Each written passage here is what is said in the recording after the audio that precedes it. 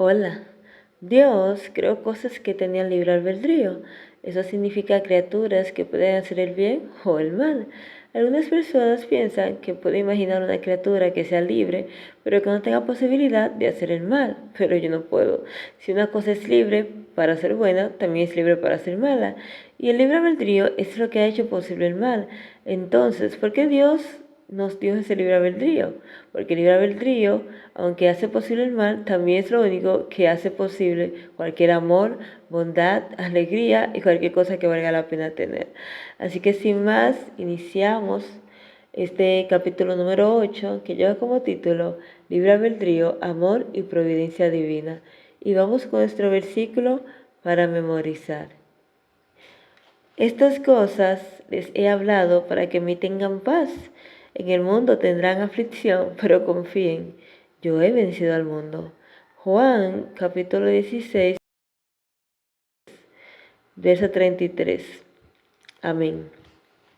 Pues vamos a iniciar hablando acerca del libre albedrío. Vamos a ver este concepto. Pues lo primero que vemos es que el libre albedrío se puede definir como la capacidad de tomar decisiones sin estar compelido por eventos previos, la necesidad de la situación o la intervención de agentes externos. Sin embargo, resulta difícil encontrar una explicación razonable para su existencia en un mundo determinado por las leyes naturales, porque si el mundo natural debe ser racional, se argumenta entonces que debe basarse en una serie de causas y efectos. Un acto absoluto de libre albedrío está fuera de la cadena de casualidad y por lo tanto es irracional. El pensamiento que nos hace pensar esto es porque el libre albedrío y la libertad no pueden surgir en un universo que simplemente surgió por sí mismo. La visión moderna del mundo que apunta a un Big Bang o a un proceso cíclico no puede ofrecer una explicación para la libertad que observamos. La mera existencia del libre albedrío es un argumento a favor de Dios, un universo determinista en el que cada causa es seguida por su efecto contingente. Es el universo lógico y científico que evita la hipótesis de Dios, pero un universo así no permite el desarrollo de la moralidad, las decisiones éticas o libertad religiosa, ya que todas dependen del ejercicio del libre albedrío, el cual nunca podría ser un resultado lógico en un universo del Big Bang. Entonces, nos damos cuenta que Dios nos da este maravilloso regalo de libre albedrío, pero que somos responsables de cómo lo podemos utilizar. Un ejemplo de esto vemos es que cuando Jesús hacía los milagros, ¿no? No sé si recuerdan que siempre les preguntaba, ¿quieres ser salvo? ¿Deseas que te limpie, que te sane? Y vemos que Jesús no empleó ningún poder milagroso para obligar a los hombres a creer en Él. Fueron dejados para escoger recibirlo o rechazarlo según su libre albedrío. Ningún poder directo debió forzarlos a obedecer, destruyendo así el libre albedrío moral que Dios le da al hombre. Contrastemos con la humillación y los sufrimientos de Cristo, las riquezas de la gloria, la abundancia de alabanzas que brotan de las lenguas inmortales, las millones de voces ricas en el universo de Dios en himnos de adoración, y procuremos comprender la magnitud de su amor como miembro de la familia humana. Él era mortal, pero como Dios, Él era la fuente de vida para el mundo. Él podría, en su persona divina, haber resistido siempre los avances de la muerte, haberse negado a caer bajo su dominio, pero voluntariamente entregó su vida para que pudiera dar vida y sacar a la luz la inmortalidad. Él llevó el pecado del mundo y soportó la pena que rodó como una montaña sobre su alma divina. Él entregó su vida en sacrificio para que el hombre no muriera eternamente. Murió no porque se le obligara a morir, sino por su propia voluntad. Todo el tesoro del cielo se derramó en un solo don para salvar al hombre caído. Mediante admirables manifestaciones de la providencia divina, serán eliminadas y arrojadas al mar de montañas de dificultades. Y el mensaje que tanto significa para los moradores de la tierra será oído y comprendido. Los hombres consideran lo que es la verdad, la obra seguirá progresando cada vez más hasta que toda la tierra sea amonestada, como ya sabemos, ¿no? Los de los tres ángeles, y entonces vendrá el fin. Amén. Pues vemos la importancia, ¿no?, de tomar las decisiones y como el Señor, que es un caballero, Tal y como os dice, yo estoy a la puerta y llamo, si alguno oye mi voz, ¿no? Y abre la puerta, vendré a él y moraré con él. Pero hay que oír la voz y abrir la puerta. El Señor nunca fuerza a nadie. Y siempre, cuando usted pueda analizar los milagros del Evangelio, el Señor siempre pregunta, ¿deseas que te limpie? ¿Deseas ser salvo? Siempre el Señor respetando, ¿no?, el deseo de la persona y el libre albedrío. Pues en esta semana hemos visto en Lucas 13:34, donde se registra el llanto de Jesús sobre Jerusalén al saber cuáles eran los resultados de sus malas decisiones. También vemos a Jeremías capítulo 32, versos 17 al 20, donde se reconoce a Dios como el Creador y como aquel que sacó a Israel de Egipto. El Hijo es la imagen expresa del carácter del Padre, tal y como vemos en Hebreo 1:3. También Deuteronomio 6:4 y 5 proclama que Dios es uno y que debemos de amarlo con toda nuestra mente, nuestro ser y nuestras fuerzas. Efesios 1:9 al 11 nos habla del plan persistente de Dios para nosotros. Y Jesús nos dice a sus discípulos que no importa que suceda en nuestro camino, podemos tener paz, tal y como vemos en ese versículo principal de Juan 16, verso 33. Amén. Continuamos analizando esta lección maravillosa con tantas experiencias, especialmente del pueblo de Israel, donde se nos dice que a pesar, ¿no?, de las órdenes más positivas de Dios, los hombres y las mujeres siempre siguen sus propias inclinaciones, pues Dios nos ha dejado la Biblia, sabemos cómo debemos de conducirnos, sin embargo, pues siempre hacemos lo que bien nos parece. Y luego entonces, que hacen las cosas que no son adecuadas, se atreven a orar sobre el asunto, ¿no?, sabiendo que no les conviene y que Dios no obra así, para convencer a Dios de que consienta a permitirles ir en contra de su expresa voluntad. Bueno, vimos recientemente una persona, un hombre, que se hizo el cambio de género y estaban orando, un hombre que se ponía senos plásticos, traseros plásticos, estaba orando para que Dios bendijera esa operación. Entonces son ejemplos de personas que hacen cosas que Dios no está de acuerdo con eso, pero oran y tratan de ir en contra de la voluntad de Dios, y sabiendo que a Dios no le agradan esas oraciones. Satanás viene junto a esas personas, como lo hizo con Eva en el Edén, y el mundo religioso está cubierto por un triste manto de oscuridad moral, la superstición, el fanatismo contra la mente de los hombres y mujeres, y ciegan su juicio de modo que no puedan discernir su deber hacia sus semejantes y su obediencia hacia Dios. Pero con Dios no se juega. Él permitirá que esas personas sigan sus deseos, su propio corazón, tal y como nos dice Salmo 81, versos 11 y 12. Mi pueblo no oyó mi voz, los dejé por tanto a la dureza de su corazón, y caminaron en sus propios consejos. Es una tristeza cuando estamos cavando, ¿no?, fosos vacíos y dejamos a Jesús, a nuestro Dios Todopoderoso, que es una fuente de aguas vivas.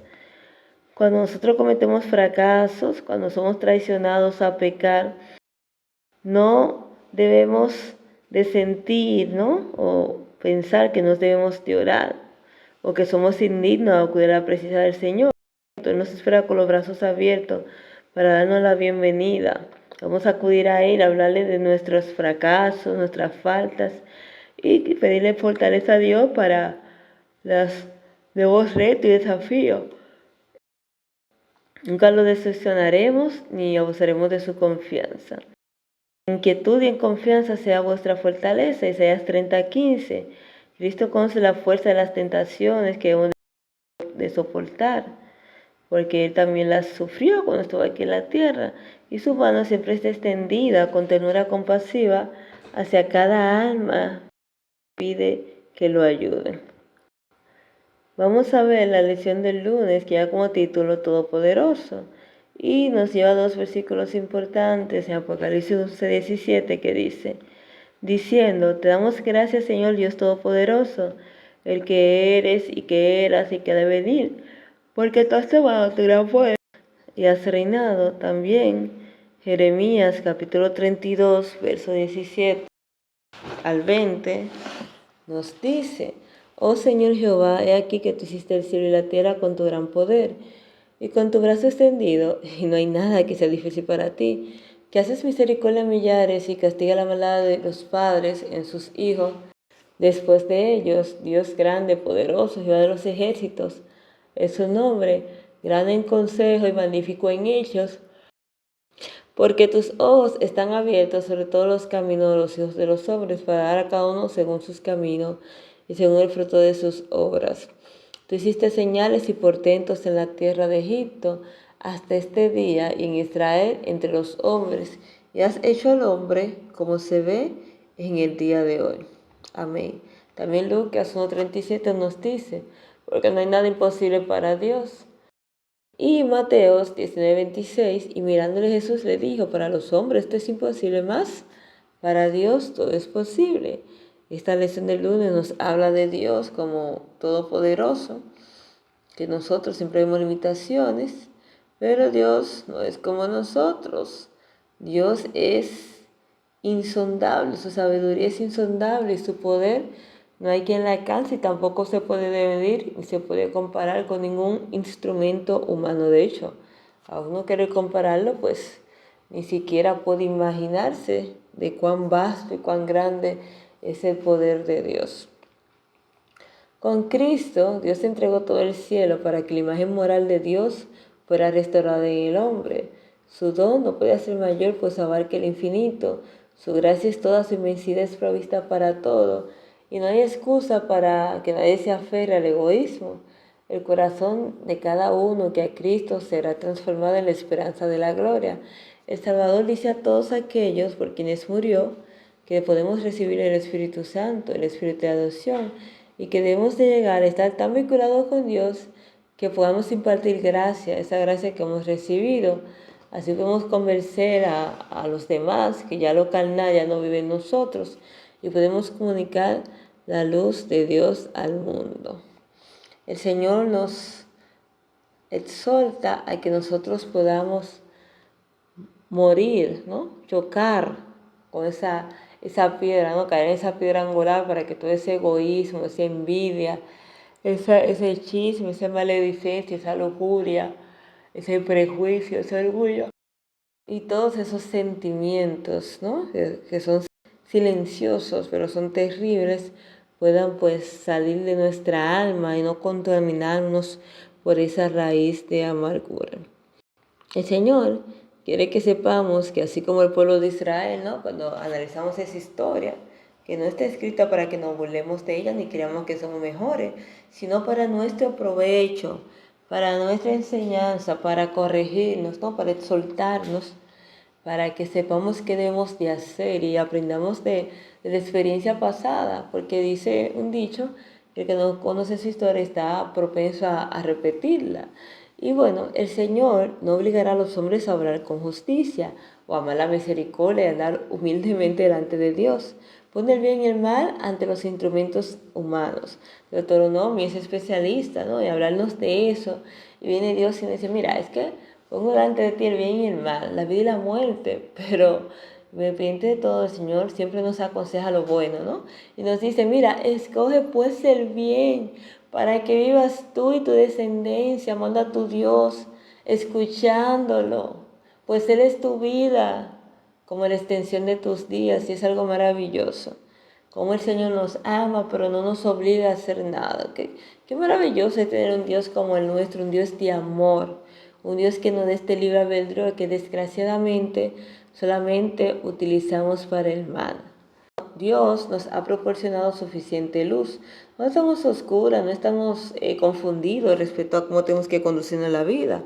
Ya todas las personas saben qué es bueno y qué es malo.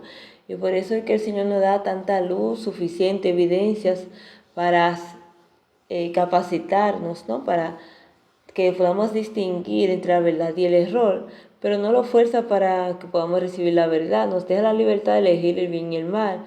Si el hombre recibe la evidencia que es suficiente para guiar su juicio en la dirección correcta y elige el mal una vez, lo hará más fácilmente la segunda vez. Y la tercera vez, bueno, pues se apartará de Dios con más avidez, porque ya entonces está trazando un camino hacia el mal y se sigue resistiendo, entonces Satanás se va a aprovechar de esto y entonces todo eso, su resistencia habrá producido una cosecha. Ese es Cuando nosotros la blasfemia contra el Espíritu Santo, nos resistimos, y el Señor nos sigue alando con cuerdas de amor. Las montañas podrán desaparecer y los collados podrían temblar, pero el amor de Dios nunca se apartará de su pueblo y se quebrantará el pacto de su paz. Se oye una voz que dice: con amor eterno te he amado, Jeremías 31:3.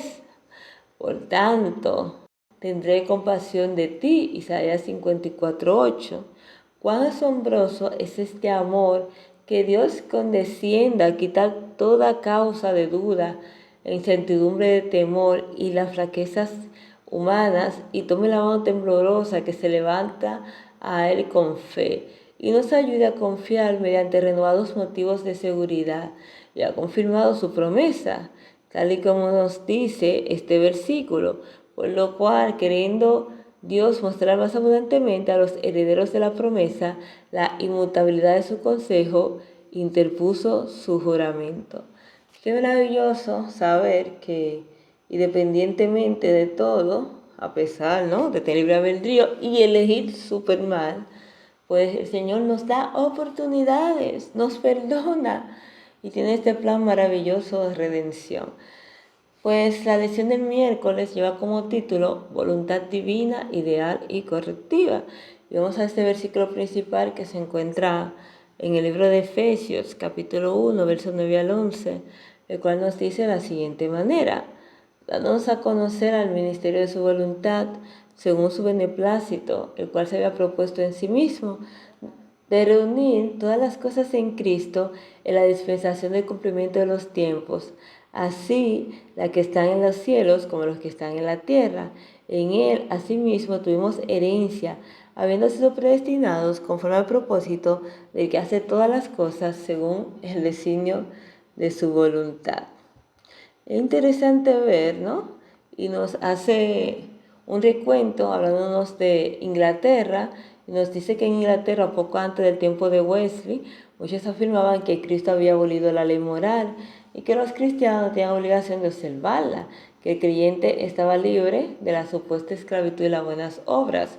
O sea, ellos decían que ya no había que guardar los mandamientos ni nada, porque ya pues Cristo murió por los mandamientos y por toda clase de leyes. Sabes que las personas pues comandadas por Satanás, que siempre quiere tergiversar la palabra de Dios, inventan muchas cosas.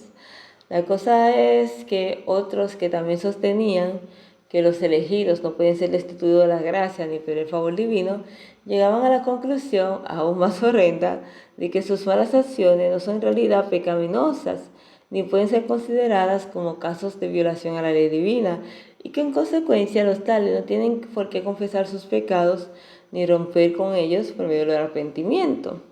Por lo tanto, declaraban que aún uno de los pecados más viles, considerado universalmente como enorme violación de la ley divina, no es pecado a los ojos de Dios, siempre que lo hubiera cometido uno de los elegidos. Y estas monstruosas doctrinas fueron inspiradas, ¿no?, por el espíritu de Satanás, con el deseo de que la persona violara la ley de Dios.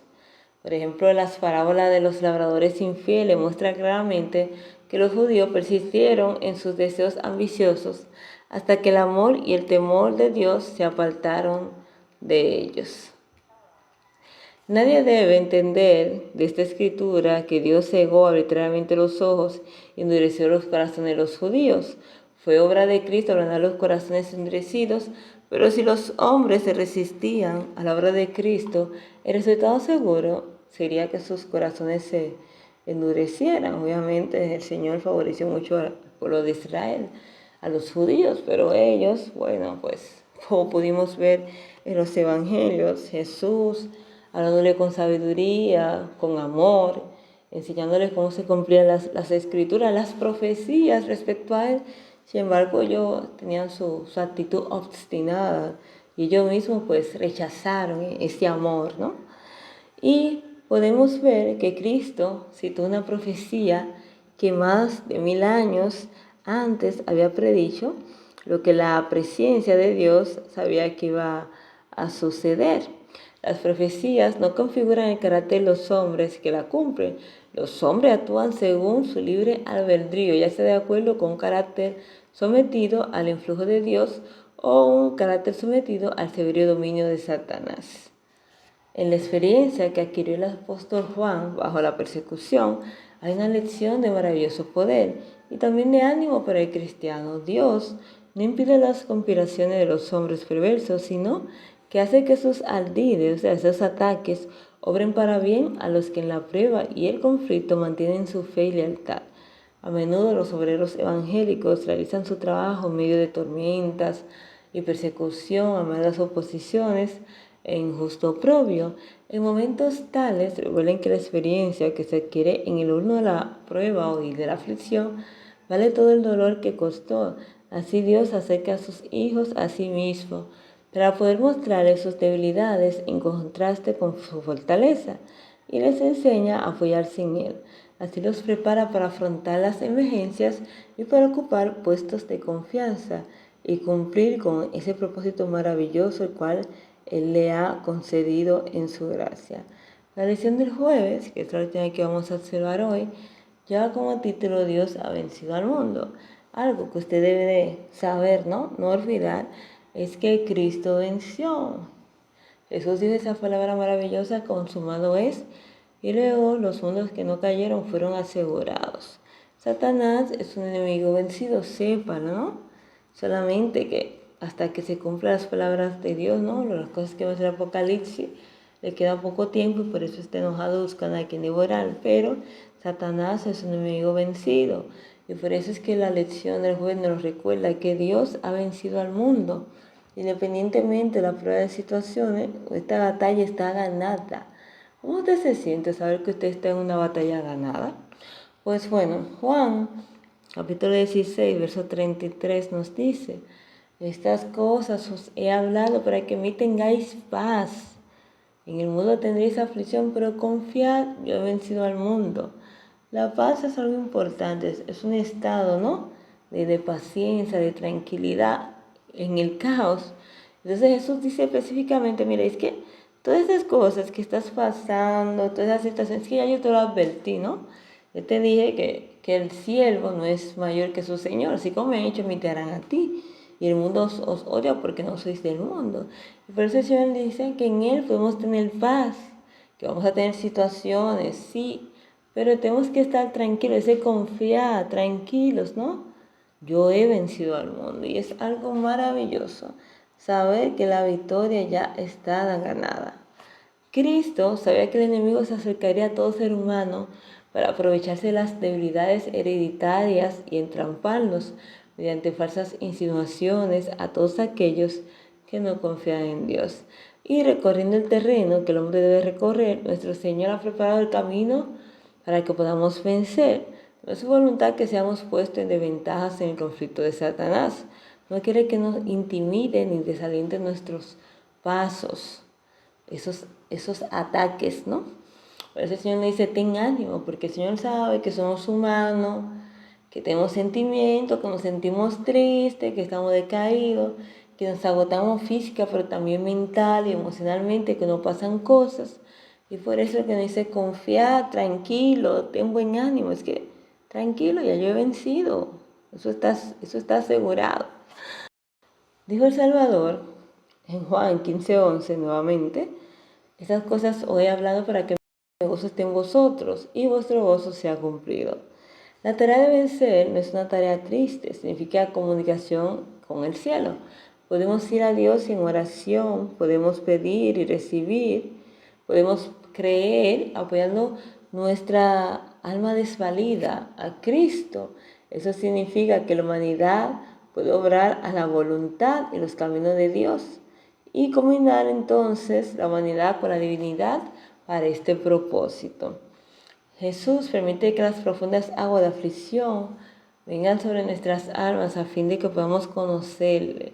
Y nuestro Señor, a quien ha enviado, a fin de que podamos experimentar un profundo anhelo del corazón, de ser limpiados de la contaminación y que salgamos de las pruebas más puros, más santos y más felices. Porque obviamente el propósito de la prueba no es para que usted deje de creer en Dios y salga de la iglesia. o se haga enemigo de una persona o cometa una fechoría o un acto delictivo. Claro que no, el propósito de la prueba es para que usted pueda desarrollar su carácter, los frutos del Espíritu, poder guiar a otros y esa relación con el Señor pues pueda crecer más y más. ¿Por qué medio venció Cristo contra Satanás? Por la palabra de Dios. Recuerden cómo Dios les respondía, escrito está. Y a nosotros nos son dadas estas preciosas y grandísimas promesas para que por ellas fueseis hechos partícipes de la naturaleza divina, habiendo huido de la corrupción que está en el mundo de la concupiscencia. Segunda de Pedro 1:4. Toda promesa de la palabra de Dios nos pertenece. Hemos de vivir por toda palabra que sale de la boca de Dios. Cuando nos veamos asaltados por tentaciones, no miremos las circunstancias, nuestra debilidad, sino el poder de la palabra. Y es tan maravilloso, como siempre he dicho en varias ocasiones, hacer una agendita. Cada vez que usted tenga una situación, usted va a la agenda y esa agenda usted va a tener escrita cada vez que Dios lo ha ayudado, ha hecho un milagro, lo ha salvado de una situación. Y esa agenda, ¿no? Esos recordatorios le va a ayudar a crecer su fe, porque desgraciadamente cuando nos suceden las cosas no nos acordamos de cómo Dios hasta ese instante nos ha ayudado, nos ha protegido, nos ha provisto. Y ahí empezamos a caer en la duda y no en la fe, a hacer muchas cosas que no son las adecuadas. Y por eso sería bueno que podamos recordar, ¿no? Cómo Dios nos ama. Y así como nos ha ayudado anteriormente, su mano poderosa está fuerte, extendida para salvarnos de cualquier situación. El poder de Cristo ha de ser el consuelo, la esperanza, la corona de gozo de todos los que siguen a Jesús en sus conflictos y en cada lucha de su vida. El que ciertamente sigue al Cordero de Dios que quitó el pecado del mundo, puede exclamar mientras avanza: esta es la victoria que ha vencido al mundo, nuestra fe. Eso es lo que dice 1 de Juan 5:4. Y es cierto, esa es la victoria que ha vencido el mundo, nuestra fe.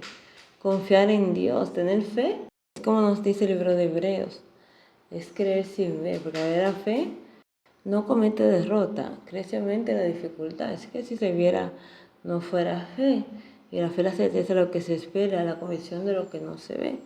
No se ve, pero usted tiene esa fe, esa confianza en Dios y en su palabra, es algo maravilloso. Y nuestra fe en Cristo es que va a vencer cada dificultad. Algo muy interesante de la fe, ¿no? Cuando llegan las dificultades, uno no ve nada. Y vuelvo y lo digo, si se viera, no fuera fe. Hay una historia que dice que había muchos días sin llover en un pueblo y un grupo de personas se reunió y que iban a orar con la fe de que Dios iba a hacer que lloviera. Sin embargo, dice en la historia que solamente un niño llevó el paraguas. O sea, ese niño sí tenía fe. Al momento de terminar pues su oración iba a llover, pero los otros no, y la fe es algo súper importante. Pero si esa es la victoria que vence el mundo, nuestra fe. Ahora está la pregunta, ¿qué clase de fe es la que vence al mundo? Es la que hace de Cristo nuestro Salvador personal.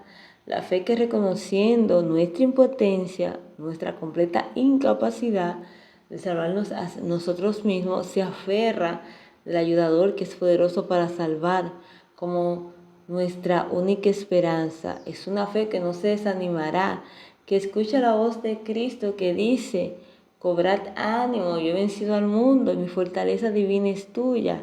He aquí, yo estoy con vosotros siempre. Es algo maravilloso. Podemos recurrir, podemos acudir, podemos tocar, podemos buscar, vamos a hallar. Podemos pedir que recibiremos, podemos tocar porque seremos atendidos, porque Dios está solícito, está disponible para nosotros y está en el santuario celestial intercediendo por nuestras almas. Y es como nuestro sumo sacerdote está disponible para que podamos ir y pedir perdón. Que este libre albedrío maravilloso que tenemos, ¿no? Por ese amor infinito, nuestro Dios creador tan bueno, tan amoroso, tan poderoso, tan inteligente, tan bondadoso, ¿no? Que nos creó y que nos da la oportunidad de elegir, que no tomemos pues esa libertad de elegir para amar, que podamos vivir sabiamente de forma que no nos arrepintamos por nuestras decisiones, ya que sabemos que cada decisión, cada cosa que hacemos, pues trae consecuencias. Tal y como nos dice este título, amor, libre albedrío y la providencia divina. La providencia divina está disponible para cada uno de nosotros. Y el Señor quiere que tengamos esa fe que nos ayude en este sendero de nuestra vida a vencer las dificultades y afianzarnos más en Él. Muchísimas gracias por ver. Hasta aquí la lección de hoy y nos vemos la próxima lección analizando y resumiendo la lección número 9. Bendiciones. Bye.